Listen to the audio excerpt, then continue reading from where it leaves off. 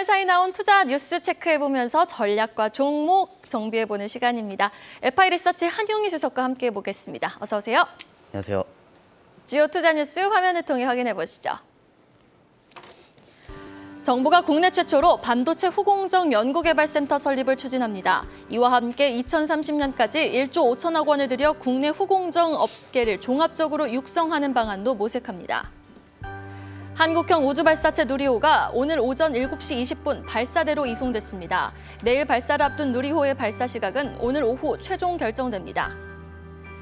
이재용 삼성전자 부회장이 이번 유럽 출장에서 전기차 배터리 사업을 점검했습니다. 이 부회장은 독일에서 삼성 SDI 최대 고객사 BMW와의 만남도 성사됐습니다. 한덕수 국무총리가 조 바이든 미국 대통령이 주최한 에너지 기후 포럼에 참석해 원전을 에너지 안보와 탄소 중립 수단으로 적극 활용하겠다고 밝혔습니다. 포스코건설이 공사비 약 6,028억 원 규모의 서울 성북구 정릉골 개발 사업의 시공사로 선정됐습니다. 펩타이드 전문기업 케어젠이 황반병성 치료제의 임상시험 계획을 오는 8월 미국 FDA에 제출합니다. 자, 첫 번째 뉴스 주말 사이 나온 반도체 뉴스 한번 종합적으로 점검해 보겠습니다. 키워드는 한국 반도체의 밀린 숙제입니다. 사실 후공정 업체들의 주가 올해 들어서 얼마나 부진했습니까? TSMC와 삼성 간의 차이가 점점 벌어지고 있는 추세 속 지금 정부가 발을 벗고 나서서 후공정 업계 전폭적으로 지원한다는 뉴스인데요. 관련해서 좀 지켜볼 만한 후공정 업체 종목들이 있을까요? 지금 일단 후공정도 여러 가지로 좀 나눠야 되는데요. 여기서 좀 자세한 내용을 좀 살펴보시면은 일단 반도체 전체적으로는 좀 지원을 많이 한다라는 내용들이 담겨는 있습니다. 근데 직접적인 분야는 이제 후공정 쪽이겠죠. 이제 반도체를 생산 공정을 좀 볼 때는 이제 웨이퍼를 만드는 공정하고 전공정, 후공정 이렇게 크게 세 가지로 나눌 수가 있는데 일단 후공정 쪽에서 육성을 한다라고 밝혔습니다. 그래서 2030년까지 1조 5천억 원을 좀 투입해가지고 육성을 하겠다라는 말을 했었는데 일단은 이 자료가 이제 산업통상자원부에 제출이 최종적으로 됐습니다. 그래서 이제 반도체 설계라든지 위탁 생산, 후공정 간의 협력을 좀 도모를 하겠다라는 건데 그러면은 지금 예상해서 유추해 볼 수 있는 거는 파운드리, 그다음에 시스템 반도체, 후공정 이렇게 좀 나눌 수가 있겠습니다. 그리고 이런 교집합이 있는 분야들을 좀 찾아야 될 것 같은데요. 일단은 후공정 쪽에서는 제가 생각하는 거는 패키징하고 테스트 전문 업체들. 그러니까 네. 최근에 이제 영업이익이 굉장히 좀 잘 나오는 업체들이 있어요. 하나마이크론이라든지 SFA 반도체 아니면 테스나 네페스. 사실 주가나 실적 측면에서 보시면은 시장이 이렇게 빠졌는데 생각보다 좀 많이 방어를 했네라는 생각이 좀 들 정도로 이렇게 좀 시장에 좀 주목을 많이 받고 있거든요. 그래서 지금은 일단은 메모리 반도체 쪽에서 후공정보다는 위탁 생산, 우리가 흔히 말하는 파운드리죠. 파운드리나 아니면 시스템 반도체 쪽에서 좀 두각을 나타내는 후공정 쪽을 좀 보셔야 될 것 같다라는 생각을 좀 갖고 있고요. 그래서 하나마이크론이라든지 테스나, 네페스 이쪽은 사실 메모리랑 비메모리 둘 다 하고 있지만은 하나마이크론 같은 경우는 이제 사업 영역을 비메모리 쪽으로 좀 많이 확장을 하고 있습니다. 그렇기 때문에 좀 많이 두각을 받을 수 있다라고 생각을 하고 있기 때문에 이런 업체들을 좀 주목하시면 좋겠다라고 말씀드리겠습니다. 실적이 뒷받침되어주고 있고 비메모리 쪽으로 좀 비중을 늘려가는 하나마이크론에 한번 주목을 해보자라고 말씀을 해주셨습니다. 그리고 지금 비메모리 후공정 쪽이 지금 하방 경직성을 확보하고 있기 때문에 좀 주목을 해보면 좋을 것 같습니다. 자, 두 번째 뉴스는요. 우여곡절 끝에 날린다 누리호 2호 확인해 보시죠. 자, 21일 화요일은 좀 하늘문이 열릴 수 있길 기대해 보겠습니다. 설령 이 기상 악화로 발사가 불발되더라도 이틀간의 여유가 있다고 하거든요. 관련해서 실적까지 좀 뒷받침되는 종목들, 기대해 볼 만한 종목들이 있을까요? 일단 누리호랑 관련된 종목들에서 실적을 기대하기는 좀 힘들다라고 말씀을 드리고 싶고 이게 좀 엮여 있는 게 있습니다. 지금 AP위성, 항공우주, 하나에어로스페이스 이렇게 다 보시면 될 것 같은데 근데 이 업체들하고 사실 교집합이 되는 거는 방산 쪽이다. 방산 쪽과 지금 누리호랑 관련된 업체들은 방산 쪽 매출하고 누리호 기대감으로 좀 올라갈 수 있지만은 그거와 좀 별개, 그냥 누리호만 기대감이 실어져 있는 종목들은 좀 상승폭이 제한될 수 있다라고 생각을 하는데 사실 누리호 발사가 2021년도 10월 21일에 한번 발사된 적이 있었어요. 그 당시 1차, 2차까지는 성공을 했는데 3차에서 이제 궤도 진입에 실패를 하면서 그 당시 한국항공우주가 한 15% 급락이 나왔었거든요. 그 다음에 AP위성 같은 경우에 좀 작은 종목이기 때문에 한 37% 정도 급락이 나왔었는데 지금은 시장 변동성도 좀 내재되어 있는 상태이기 때문에 만약에 이게 2차에서 이제 21일 날 발사를 하죠. 오후에 발사를 할 텐데 좀 안 됐다라고 하면은 추가적인 급락이 있을 수 있기 때문에 저는 일단 누리호 관련주들은 좀 보수적으로 바라봐야 된다. 좀 피해야 된다라는 말씀을 드리고 싶은데 왜 그러냐면은 지금 뭐 방산주는 사실 실적 측면에서는 좀 긍정적입니다. 뭐 이번에 뭐 K2 전차 같은 경우에는 계약 성사가 되었었고 그쵸. 그러면서 뭐 이제 뭐 항공우주, 하나시스템, 뭐 LIG 넥스원 같은 경우에 실적 측면으로 올라갈 수 있지만은 다른 업체들은 만약에 성공과 실패를 같이 한다고 하더라도 과거에 이제 뉴스에 그 이슈에 사서 뉴스에 팔아라 이런 것들이 있기 때문에 저는 조금 보수적으로 봐야 되지 않을까라는 생각들을 갖고 있기 때문에 일단 좀 피하셔라라고 말씀드리고 싶습니다. 그나마 방산주는 실적이 찍히지만 지금 우주항공 쪽은 실적이 지금 찍히지 않으니 반등 시 좀 리스크 관리를 해야 될 필요가 있겠다라고 말씀해 주셨습니다. 자, 다음 뉴스 확인해 보시죠. 삼성 그리고 전기차입니다. 유럽 출장길에서 돌아온 이재용 부회장, 입국장 인터뷰에서 반도체 대신에 BMW 또 전장 계열사 하만 갔다 왔다라는 이야기를 했습니다. 일각에서는 삼성이 전기차 만드는 거 아니야? 라는 소리도 지금 나오고 있거든요. 이슈 한번 정리해볼까요, 대표님? 네, 지난번에 이재용 부회장이 유럽 출장길에 올라가면서 이제 올리버 집스의 BMW 회장과 회동했다라는 그런 기사는 아마 여러분들 보셨을 겁니다. 이때 삼성전 SDI 경영진 그리고 BMW 측과 차세대 전기차 플랫폼이죠. 이거와 관련된 배터리 공급 방안을 논의한 것으로 알려져 있습니다.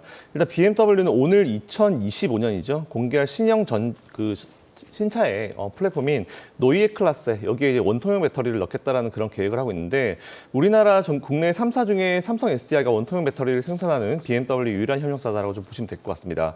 그리고 삼성 SDI의 어떤 그 양극재를 공급하는 에코프로비엠이 BMW 헝가리 공장이 지어지는 인근에 이제 신규 양극재 공장을 설립한다라는 그런 예정 아마 들어보셨을 텐데요.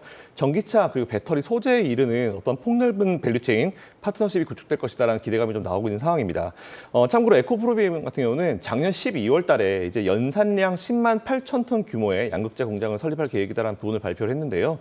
이번 예비 계약 같은 경우는 일단 부지 선정이 이미 완료가 됐습니다. 이에 따라서 뭔가 이제 추진을 본격적으로 이제 진행된다는 부분 체크하면 될 것 같은데 일반적으로 여러분 잘 아시는 대로 이제 물류비 절감을 위해서 협력사들은 최대한 가까운 곳에 공장을 설립을 합니다. 뭐 아무래도 물류비를 아끼기 위한 거겠죠. 그래서 이제 이렇게 요청을 했고 200km 정도 거리인데 재밌는 거 보니까 에코프로비엠 공장이 삼성 SDI 공장보다 BMW 공장 인근에 자리 잡는 부분이 굉장히 흥미롭습니다. 이를 참고로 아무래도 관련주들을 체크 한번 해보시고 여러분들이 투자 포인트를 잡아보셔도 좋을 것 같다라는 말씀드리겠습니다. 네. 이 시장은 이미 뉴스를 알고 있었던 걸까요? 지난주 삼성 SDI 관련주에 수급이 유입되고 있었는데요. 수성님, 관련주는 어떤 종목 좀 주목해보면 좋을까요? 일단은 삼성 SDI의 그 양극재나 뭐 음극재 이렇게 공급하는 업체들을 봐야 되는데 뭐 최선호주 같은 경우에 이제 에코프로비엠이죠, 당연히. 왜 그러냐면은 지금 BMW 공장은 헝가리의 데브레센이 있습니다. 그 다음에 부다페스트가 있고 삼성 SDI는 부다페스트 북쪽에 있어요. 그리고 지금 BMW가 새로 만드는 공장 같은 경우에는 데브레센 쪽에 있습니다. 그래서 아까 대표님이 말씀하셨다시피 BMW 공장이 근처에 있는데 제가 가져온 자료를 한번 띄워주시면은 지금 왼쪽에 출발지가 있습니다. 이게 삼성 SDI 헝가리 공장이고, 그러니까 오른쪽에 있는 게 BMW 새로운 공장 이제 2025년에 완공이 되죠. 이제 한 15만 대 정도 생산 규모인데 이쪽 데브레센 쪽에 에코프로비엠이 부지 선정을 좀 완료했다라는 건데, 그럼 제가 생각할 때는 에코프로비엠이 삼성 SDI보다 저렇게 BMW에 좀 가까이 짓는다라는 거는 거의 BMW 공급할 가능성이 좀 크다라고 생각을 하거든요. 그렇기 때문에 또 이번에 지난주에 나온 이슈였죠. 삼성 SDI가 원통형 배터리를 만들겠다. 이게 지금 양산 시기가 2025년입니다. 그리고 BMW 저 공장이 완공되는 시기도 2025년입니다. 그래서 유추해 볼 수 있는 거는 둘 다 2025년으로 계획을 잡고 가고 있구나라는 생각을 하고 있겠죠. 그렇기 때문에 삼성 SDI는 뭐 당연히 뭐 수혜를 받을 수 있지만 그 에코프로비엠도 수혜를 받을 가능성이 좀 크다. 된다라고 말씀을 좀 드리고 싶습니다. 네, 추가적인 상승 여력까지 좀 에코프로 BM에 대해서 진단해 주셨습니다. 마지막 뉴스 원전으로 마무리해보죠. 한덕수 총리가 국제 포럼 자리에서 원전의 적극 활용 의지를 좀 피력을 한 것 같아요. 어떤 내용이었나요? 네, 맞습니다. 한덕수 국무총리가 조 바이든 미국 대통령이 주최한 에너지 기후 포럼에 참석을 했고요. 원전을 에너지 안보 및 탄소 중립 수단으로 이용하겠다라는 내용을 밝혔습니다. 우리 정부는 작년 연말에 잘 아시는 대로 이제 2030년 온실가스 배출량을 2018년 대비해서 40% 정도 감축한다, 그런 계획을 이미 제출한 것으로 알고 있는데요. 이 NDC죠. 이제 국가 온실가스 목표라고 하는데 이걸 달성하기 위해서 최선을 다하겠다라는 멘트를 이번에 또 했습니다. 또한 원전을 에너지 안보 및 탄소 중립 수단으로 활용하자라는 그런 얘기를 했고요. 한편 또 원전과 재생에너지의 조화를 고려해서 어떤 합리적인 에너지 믹스를 수립할 것이다라는 계획까지 얘기했습니다. 그리고 재생에너지, 수소 등 다양한 에너지원을 확보를 하고요. 그리고 소형 모듈 원자로죠. SMR 등 미래 원자력 기술에 대한 투자도 대폭 늘릴 계획이다라는 설명을 했습니다. 또한 협의체의 5대 공동 목표죠. 무공해차인 GEV를 450만 대 이상 공급하는 내용을 NDC의 계획에 포함시켰고요. 이를 달성하기 위해서 최선을 다하겠다라는 멘트도 했습니다. 지난번 바이든 대통령이 우리나라를 방문했을 때 탄소 중립, 재생에너지, 수소 등에 대한 정부 차원의 지원, 투자가 앞으로 계속 이어질 수 있을 것이니까 한번 관심을 좀 가져보시고 공부해 보시면 좋을 것 같고요. 문제는 너무 많은 기업과 종목이 나올 텐데 여기서 이제 각자 스타일에 맞게, 그리고 어떤 기업의 기본적인 펀더멘탈이나 아무래도 금리가 올라가는 이런 상황에서 부채 비율까지 생각하셔가지고 투자를 해보시면 좋을 것 같다는 말씀드리겠습니다. 네, 맞아요. 너무 많은 기업이 있으니까 잘 좀 선별을 해봐야 될 것 같은데 어려운 시장 안에서도 하방 경직성은 확보가 되고 있는 원전 관련주들입니다. 그래도 보유자들 분 중에서는 수익성 측면에서 굉장히 아쉬운 분들이 많으실 것 같은데요. 밸류 측면에서 좀 매력적인 종목이 있을까요?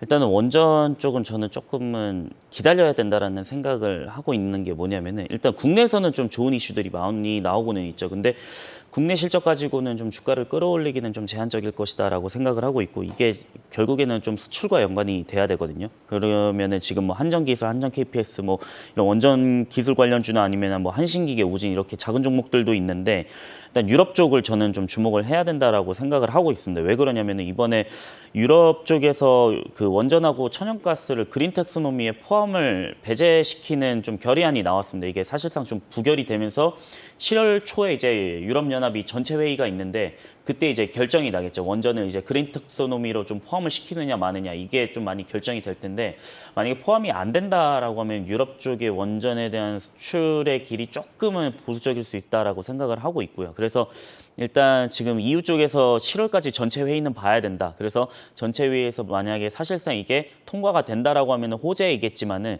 부결이 되면 이거는 조금 그 민감성의 트리거가 생길 것 같거든요. 그래서 좀 변동성으로 인해서 좀 수익률이 좀 많이 낮아질 수 있다. 그래서 저는 지금 당장 원전 관련주는 7월까지는 좀 지켜봐야 된다라고 생각을 하고 있기 때문에, 만약에 나는 뭐 그 당시 이 이후에 뭐 7월에 뭐 가결되고 나서 투자를 할 거야라고 하면은 저는 한전 KPS, 그러니까 지금 실적 대비해 가지고 뭐 시총이 그렇게 높지가 않습니다. 그렇기 때문에 한전 KPS를 좀 주목하시면 좋겠다라고 말씀드리고 싶습니다. 네, 뭐 유럽 쪽에서 가결이 된다면 한전 KPS에 주목을 하는 게 좋겠지만은 지금 시점에서 오히려 원전 관련주 대신 지금 그 하방 경직성이 확보되고 있지 않습니까? 네. 그 현금을 갖고 다른 곳에 좀 투자해보는 것도 좋은 방법이 될 수 있겠네요. 그렇죠. 근데 지금은 시장의 변동성이 워낙 크고 어제 같은 경우에는 뭐 코인 시장이 왔다 갔다 하는 부분들이 있었습니다. 그래서 오늘 시장도 좀 많이 지켜봐야 될 것 같고, 오늘 또 미국 증시가 휴장이잖아요. 뭐 선물 시장만 열리는데 일단 나스닥 출발은 좀 좋습니다. 근데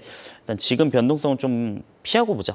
좀 보수적으로 보자라고 말씀은 드리고 싶습니다. 네. 더 자세히는 잠시 후 전략에서 들어보도록 하고요. 먼저 김선영 대표님의 전략과 전망 먼저 들어보도록 하죠. 네, 요즘에는 변동성이 정말 너무 큰 것 같습니다. 일단 잘 아신 대로 지난번에 미국이 이제 자이언트 스텝을 하면서 이제 7월 달과 8월 달도 또 강하게 또 할 수 있다, 이런 얘기가 나오고 있는데, 일단 문제는 미국이 그렇게 강하게 나오면은 우리나라도 이에 맞춰서 또 금리를 올려줄 필요가 있을 것 같습니다. 이에 따라서 여러분들이 기본적으로 앞으로 투자하실 종목 중에 이제 금리 인상기에 수혜를 받을 수 있는 종목은 기본적으로 가져가셔야 될 것 같습니다.